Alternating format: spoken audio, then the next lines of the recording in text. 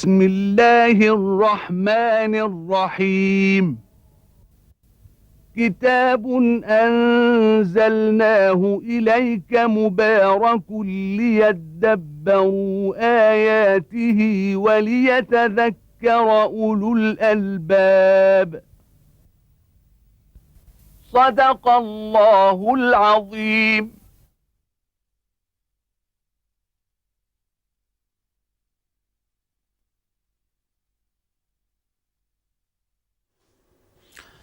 الحمد لله رب العالمين الرحمن الرحيم مالك يوم الدين، والصلاة والسلام على عبده ورسوله الأمين المبعوث رحمة للعالمين سيدنا ونبينا محمد وعلى آله وأصحابه ومن اهتدى بهداه وعمل بسنته يوم الدين. وبعد، فيقول الله تبارك وتعالى: إن الذي فرض عليك القرآن لرادك إلى معاد، قل ربي أعلم من جاء بالهدى ومن هو في ضلال مبين، وما كنت ترجو أن يلقى إليك الكتاب إلا رحمة من ربك، فلا تكونن ظهيرا للكافرين، ولا يصدنك عن آيات الله بعد إذ أنزلت إليك، وادع إلى ربك ولا تكونن من المشركين، ولا تدع مع الله إلها آخر، لا إله إلا هو، كل شيء هالك إلا وجهه، له الحكم وإليه ترجعون. الآيات الأخيرة من سورة القصص يخبر الله تبارك وتعالى فيها عبده رسوله محمد صلوات الله وسلامه عليه أنه سيرده إلى معاد. قال: إن الذي فرض عليك القرآن، الله الذي فرض القرآن على نبيه بما فيه من هذه الأوامر، من القيام بأمره والدعوة إلى سبيله وبيان الطريق لهؤلاء الكفار، إكفارهم وبيان أن ما هم عليه من الباطل، وبذلك يتعرض لسخط كل هؤلاء. فالله فرض عليه، وقال له الله تبارك وتعالى: الله الذي فرض عليك هذا القرآن لرادك إلى معاد. فالذي فرض عليك القرآن وأن تقوم به هو الرب الإله الذي بيده ملكوت كل شيء، سيردك إلى مكة إلى معاد. أن الآيات تنزل على النبي صلى الله عليه وسلم وهو في حال ضعف مع الفئة المؤمنة من أصحابه في مكة، وينتظره ما يتآمر به الكفار ليقتلوه، وإذ يمكر بك الذين كفروا ليثبتوك أو يقتلوك أو يخرجوك ويمكرون ويمكر الله والله خير الماكرين. مكر الكفار بالنبي صلوات الله وسلامه عليه، أخرجه الله تبارك وتعالى من بين أظهرهم، لم ينالوا خيرا ولم يتمكنوا من قتله صلى الله عليه وسلم هو صاحبه. ثم إن الله تبارك وتعالى أجرى الأحداث حتى عاد النبي إلى مكة بعد ذلك في 10,000 فاتحا منتصرا صلوات الله وسلامه عليه. أدال الله تبارك وتعالى هذه الدولة الكافرة التي كانت للكفار، وثبت الله تبارك وتعالى أركان دينه بنبيه صلى الله عليه وسلم. هذا القرآن ينزل على النبي في هذا الحال، والله يخبره بأنه سيكون. قال ابن عباس: لرادك إلى معاد، لرادك إلى مكة إلى معاد. وقيل إن هذه الآيات نزلت على النبي وهو خارج صلوات الله وسلامه عليه من مكة، وهذا إخبار من الله تبارك وتعالى أنه سيرده الله تبارك وتعالى إليها. قل لهم ربي أعلم من جاء بالهدى ومن هو في ضلال مبين، لعلهم يتذكروا ويعلم من الذي جاء بالهدى. الذي جاء بالهدى عبده ورسوله محمد صلوات الله وسلامه عليه، والذي هو في ضلال مبين هو هؤلاء الكفار المشركون. ثم قال جل وعلا مبينا الحق لهم، قال: وما كنت ترجو أن يلقى إليك الكتاب إلا رحمة من ربك. ما كنت ترجو، تؤمل وتريد وتطمع أن يلقى إليك الكتاب، فالنبي قد مكث 40 سنة من عمره لا يعرف الدين، ما يعرف دين الله ولا دين الرسل السابقين، وليس عنده شيء من هذه العلوم التي جاء بها من وصف الله تبارك وتعالى بصفاته، من صفة جنته ناره ملائكته، من شؤون رسالاته السابقة. ما كان على النبي على علم بهذا قط، وما قال شيئا من هذا. فليكن لهم هذا بيان أن الذي يأتي بعد هذا بعد 40 سنة، ثم بعد ذلك يتنزل عليه هذا الوحي بهذا التفصيل العظيم في بيان صفة الرب تبارك وتعالى ومعاني الإيمان به من ملائكته وكتبه ورسله، من وصف اليوم الآخر، من بيانه لآياته في هذا الكون المنظور. وأسرار هذا الخلق الذي يراه الناس لكن لا يعرفون يعني من أسراره إلا أمور قليلة. فالله تبارك وتعالى يبين بهذا القرآن المنزل أسرار الخلق، ما في شيء في النبات في السماء في الأرض إلا وجاء القرآن يفصل من علم الله تبارك وتعالى من حكمته فيه شيء عظيم. فلأين للنبي صلى الله عليه وسلم أن يكون على علم بهذا؟ كما في قول الله تبارك وتعالى: وما كنت تتلو من قبله من كتاب ولا تخطه بيمينك إذا لارتاب المبطلون. فلم يكن النبي يقرأ، له قارئ وله كاتب، ولا كان يخط شيئا ديت، ولا هو ناقل شيئا من علوم الرسل وبالتالي يخبر بها، بل كان رجلا أميا لم يقرأ ولم يكتب ولم يكن عنده علم بهذا. وما كنت ترجو أن يلقى إليك الكتاب، ولا كان يؤمل هذه، ولا كان يعتكف في غار حراء تكسبا للنبوة، فالنبوة ليست كسب، وإنما جاءته هكذا هبة من الله تبارك وتعالى وعطية من الله تبارك وتعالى دون أن يكون مؤملا لها أو منتظرا لها أو طامعا فيها، وما كان على علم بالرسالات السابقة.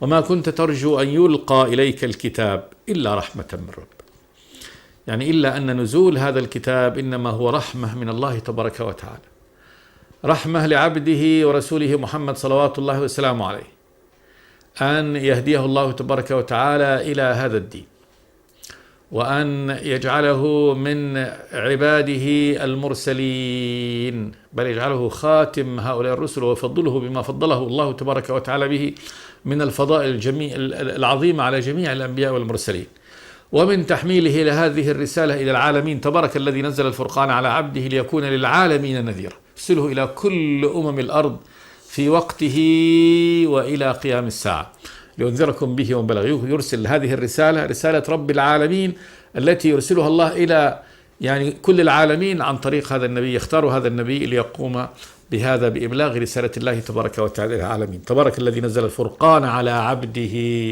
ليكون للعالمين نذيرا، ليكون هذا الفرقان للعالمين نذيرا بطريق هذا النبي. فهذه رحمة من الله تبارك وتعالى للرسول أن يكون فضل الله عليه عظيم بهذا النحو. ثم رحمة الله تبارك وتعالى له بعد ذلك بالذكر الحسن بإعلاء منزلته صلى الله عليه وسلم، ثم ما اشتمل عليه هذا القرآن من الرحمة للعالمين، وما أرسلناك إلا رحمة للعالمين. القرآن نزل رحمة للعالمين لأنه بيان لهم وإرشاد لهم وتوضيح لهم إلى طريق الهدى والخير، ويرحم الله تبارك وتعالى به عباده المؤمنين. هذا بصائر من ربكم وهدى ورحمة لقوم يوقنون، فهو بصائر للعالمين وهدى ورحمة لعباد الله تبارك وتعالى المؤمنين. وما كنت ترجو أن يلقى إليك الكتاب إلا رحمة من ربك، إلا أن نزول هذا الكتاب إنما هو رحمة من الله تبارك وتعالى للعالمين، وإرسال نبيه رحمة مهداة، وما أرسلناك إلا رحمة للعالمين صلوات الله والسلام عليه. فلا تكونن ظهيرا للكافرين. إذن وصية الله تبارك وتعالى له وأمره له: فلا تكونن ظهيرا للكافرين. الظهير المعين، ومأخوذ من الظهر كأن المعين يقوي ظهر صاحبه ويشد منه. لا تكونن ظهيرا للكافرين، لا تعاونهم، فلا يعاونهم في أي أمر من أمورهم، في أي أمر من أمورهم دين، بل جاء النبي بهدم يعني دين الكفار، فلا يكون معينا. قال فلا تكونن ظهيرا للكافرين. مجرد السكوت عن كفرهم والركون إليهم هذا مظاهرة لهم، ولذلك نهاه الله تبارك وتعالى أن يركن إليهم في أي قول من أقوالهم أو أي عمل من أعمالهم ولو شيء قليل. قال: ولولا أن ثبتناك لقد كدت تركن إليهم شيئا قليلا. وقال: فلا تركنوا إلى الذين ظلموا فتمسكم النار. فهذا نهى الله تبارك وتعالى نبيه، وهذا النهي يعلم الله تبارك وتعالى، لا شك أنه النبي معصوم أن يكون ظهير الكافرين، ولكن هذا تعليم لكل المؤمنين. لا تعاون الكفار على أي شيء، تعاون الكافر على هدم الدين، على قتل مسلم، على أن تكون معه، على أن تؤيده، على أن تسكت عن باطله، لا، بل لا تركن إليه. مجرد الركون إلى قول من أقواله أو شيء من الشيء التي يخالف هذا الدين لا. فلا تكونن ظهيرا للكافرين، هذه رحمة الله جاءتك فانتقل إليها وخذها بكليتها، واترك دين الكفار، لا تعاونهم في شيء. ولا يصدنك عن آيات الله بعد إذ أنزلت إليك. ولا يصدنك، نهي من الله تبارك وتعالى رسوله أن يصده الكفار. الصد هو المنع عن آيات الله، يعني القيام بها، الإيمان بها والقيام بها، بعد إذ أنزلت إليك هذه الآيات وأصبحت حجة وقائمة، فقد بلغها النبي كما قال تبارك وتعالى: يا أيها الرسول بلغ ما أنزل إليك من ربك وإن لم تفعل فما بلغت رسالته والله يعصمك من الناس. فهذه آيات الله أنزلت إليك وأصبحت لازمة وواجب عليك، يجب عليك أن تقوم بها. فلا يصدنك عن، لا إياك أن يمنعك الكفار وأن يبعدوك عن آية من آيات الله عز وجل، ولا يصدنك عن آيات الله بعد إذ أنزلت إليك، أي وأصبحت لازمة عليك. وادعو إلى ربك لتكن دعوتك إلى ربك، يعني لا إلى سواه. فالدعوة دعوة الرسل إلى الله تبارك وتعالى، فادعو إلى ربك، يعني لا إلى غيره، لا إلى عصبية، لا إلى وطنية، لا إلى قومية، لا إلى أي شيء. الدعوة إلى الله تبارك وتعالى، إلى الإيمان بالله، إلى توحيده. يا أيها الناس قولوا لا إله إلا الله تفلحوا. فيدعوهم إلى أن يوحدوا الله تبارك وتعالى، فيدعوا إلى الله إلى أن يعبدوه وحده لا شريك له، يوحدوه اعتقادا ويوحدوه عملا في العبادة. وكل فروع هذه العبادة هي دعوة إلى الله تبارك وتعالى. فعندما يدعوهم إلى الصلاة دعاهم إلى الله، لأن الصلاة هي طاعة الله والقيام بذكره. دعوهم إلى الصوم دعاهم إلى الله، دعاهم إلى الذكر، دعاهم إلى بر الوالدين، إلى الإحسان إلى الجار، دعاهم إلى الصدق، إلى الأمانة. كل هذه دعوة إلى الله. وادعو إلى ربك، فكل يعني ما هو من أوامر الله، مما أمر الله تبارك وتعالى به، دعوة إلى الله. فلتكن دعوتك إلى الله تبارك وتعالى.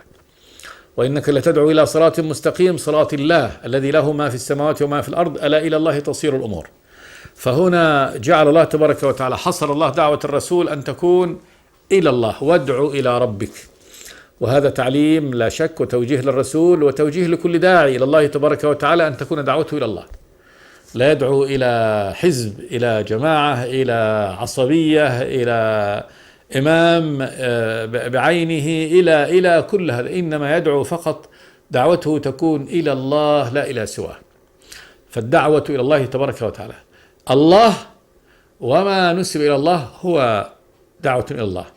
فالصلاة والصيام والزكاة والحج وبر الوالدين والإحسان إلى الجار والإحسان إلى أهل العلم وطاعة العلماء في غير معصية وطاعة الأمراء في غير معصية، كل هذه دعوة إلى الله. هذه كلها لأنها مؤداها أنها دعوة إلى الله. وادعو إلى ربك ولا تكونن من المشركين. نهي من الله تبارك وتعالى، قال ولا تكونن من المشركين. المشركين بالله. والشرك أنماط وأشكال. شرك في ذات الله تبارك وتعالى، هذا أعلى أنواع الشرك، أن يظن أن لله ولد. فالله سبحانه وتعالى لا جزء له، الله لا جزء له، ليس له ولد سبحانه وتعالى، بل هو الواحد الأحد الفرد الصمد، لا شبيه له، لا ند له، لا ديت. لو كان له ولد لكان شبيها له وكان مساوي له، لأن الولد من الوالد، تعالى الله عن ذلك. الله هو الواحد الأحد الفرد الصمد الذي لا شبيه له سبحانه وتعالى، ولا ند له ولا كفء له. كل ما خلق الله تبارك وتعالى منه أزواج، ما خلق الله خلق إلا وله أشباهه وله أقرانه. فالملائكة أعداد لا يحصيها إلا خالقها، إلا الرب تبارك وتعالى. ما في ملك هكذا يعني واحد متفرد بالصفات، لا، ملك له أشباه، إنسان له أشباهه، أنت واحد مثلك كثير، شجرة الشجر، السماء الأرض الكواكب النجوم، كل ما خلق الله تبارك وتعالى فله من جنسه أشكال وألوان. والله سبحانه وتعالى هو المتفرد، هو الذي وجوده وجود متفرد، لا وجود يشبه وجود الرب تبارك وتعالى. فأعلى الشرك أن يدعى أن لله مثل، أن لله مثل وله نظير في ذاته، حتى وإن زعم أن هذا النظير دون ذلك النظير، كما كانت الملائكة تقول الملائكة بنات الله، لكنهم ليسوا كالله. الله يملكهم وهم لا يملكون، فيجعلون الملك لله كل وحده وهم لا يملكون، لكنهم يشفعون وهم منه. وجعلوا لله من عباده جزءا إن الإنسان لكفور وجعلوا له من عباده جزءا، من عباده وليس من أولاده جزءا، إن الإنسان لكفور مبين. الله سبحانه وتعالى لا ولد له. وهذا ما قالت النصارى كذلك بأن عيسى ابن الله تبارك وتعالى، وأن ذاته فذاته ذات الرب تبارك وتعالى، تعالى الله عن ذلك علوا كبيرا، أعلى أنواع الشرك. ثم الشرك في الصفات، من جعل أن هناك من يتصف بصفات الله تبارك وتعالى صفته كصفة الله، يعني يسمع مثل سمع الله بدون حجب. كل المخلوقات كل واحد ربنا جعل له صفة مناسبة لذاته، والله سبحانه وتعالى صفاته لائقة بذاته سبحانه وتعالى. فصفات الملك مناسبة للملك، هذا ربنا أعطاهم قوة لهؤلاء الملائكة، طبعا غير قوى البشر. قوى الملائكة أعظم، ملك يرفع جبل وقرى كاملة ينطق، وإذ نتقنا الجبل فوقهم كأنه ظلة.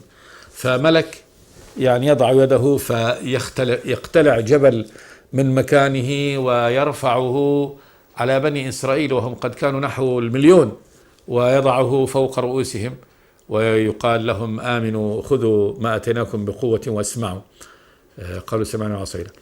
هذه قدرة أديت ليست في البشر، إنه من البشر من يقتلع جبل على هذا النحو. هذه قدراتهم كذلك، قدرة كل مخلوق وصفة كل مخلوق هي بحسب هذا المخلوق، لكن لا مجال لأن يعني تكون مساوية أو مقاربة لقدرة الرب تبارك وتعالى. فإن الله تبارك وتعالى يقول عن نفسه وما قدر الله حق قدره، والأرض جميعا قبضته يوم القيامة والسماوات مطويات بيمينه سبحانه وتعالى عما يشركون. فإذا كان الله تبارك وتعالى قد أقدر الملك أن ينزع جبل من مكانه وأن يرفعه، وأن يرفع قرى كاملة وأن يأفكها على أصحابها، فإن هذا لا شيء بالنسبة إلى قدرة الرب تبارك وتعالى. قدرة الرب أعظم من هذا بكثير، لا شك أنه لا مجال لمقارنة قدرة الرب سبحانه وتعالى وقوة الرب بقوة الملك مهما كان يعني قوة هذا الملك وعظمة هذا الملك. كما قال النبي أذن لي أن أحدث عن ملك من حملة العرش ما بين شحمة أذنه إلى عاتقه تخفق الطير 500 عام. هذا ملك واحد، هذه المسافة من شحمة الأذن إلى العاتق 500 عام تركض الطير ولا تصل إلى هذا، فكيف طوله؟ لكن الرب سبحانه وتعالى هو الأكبر. الله تبارك وتعالى أكبر من كل مخلوقاته سبحانه وتعالى.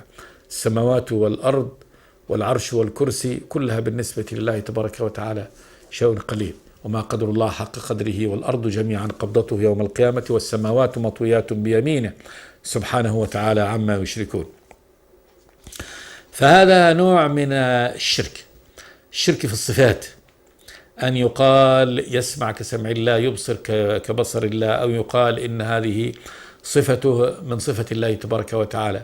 والله تبارك وتعالى جعل هناك بعض الصفات خاصة به، ما أعطى الخلق شيء منها، مثل الخلق جعله له وحده، لا ملك يخلق ولا شيء، الله خالق كل شيء. كذلك التصريف في كل العباد لله، سواء كان هذا التصريف قهري أو اختياري. تصريف القهري كالحياة والموت، إنسان يحيا ويموت قهرا بدون أن يكون هذا من شأنه ولا باختياره. لا نقبل، لا احنا ما نفخت فينا الروح باختيارنا، ولا تنتزع منا باختيارنا، وإنما الإنسان يخلق يحيا ويمات قهرا. وكذلك التصريف الاختياري كالضحك والبكاء والذهاب والمجيء والغنى والفقر، كل هذا التصريف كذلك الاختياري إنما هو بفعل الله تبارك وتعالى. الله خالق كل شيء وهو على كل شيء وكيل، هو المتوكل بكل شيء، قل اللهم مالك الملك تؤتي الملك من تشاء وتنزع الملك من تشاء وتعز من تشاء وتذل من تشاء بيدك الخير إنك على كل شيء قدير تولج الليل في النهار وتولج النهار في الليل وتخرج الحي من الميت وتخرج الميت من الحي وترزق من تشاء بغير حساب وأن إلى ربك المنتهى وأنه هو أضحك وأبكى وأنه هو أمات وأحيا وأنه خلق الزوجين الذكر والأنثى من نطفة إذا تمنى وأن عليه النشأة الأخرى وأنه هو أغنى وأقنى وأنه هو رب الشعرى وأنه أهلك عاد الأولى وثمود فما أبقى وقوم نوح من قبل إنهم كانوا هم أظلم وأطغى والمؤتفكة أهوى فغشاها ما غشى فبأي آلاء ربك تتمارى. هذا فعله كله الله تبارك وتعالى، هذا فعله سبحانه وتعالى. الله خالق كل شيء وهو على كل شيء وكيل، فهذا صفة له. فمن ظن أن هناك من يشارك الله تبارك وتعالى في الخلق أشرك بالله، وكذلك في التصريف أشرك بالله، حتى أعمال يعني العجموات هي بخلق الله تبارك وتعالى. ومن ظن أن الإنسان إذا اختار عمل فيختاره بنفسه وأنه ليس بخلق الله تبارك وتعالى فهو مشرك بالله تبارك وتعالى. ولذلك قيل القدرية مجوس هذه الأمة، والقدرية هم الذين يظنون أن الإنسان ينشئ فعله ويخلق فعله. لا، الإنسان لا يخلق فعله، وإنما الله خالق كل شيء سبحانه وتعالى. فهذا نوع، كذلك النوع من الشرك. كذلك النوع الضرب الثالث من ضروب الشرك اللي هو شرك التقرب. الله تبارك وتعالى اختص نفسه بأعمال فرض على العباد أن يعملوها له وحده ولا يعملوها لغيره.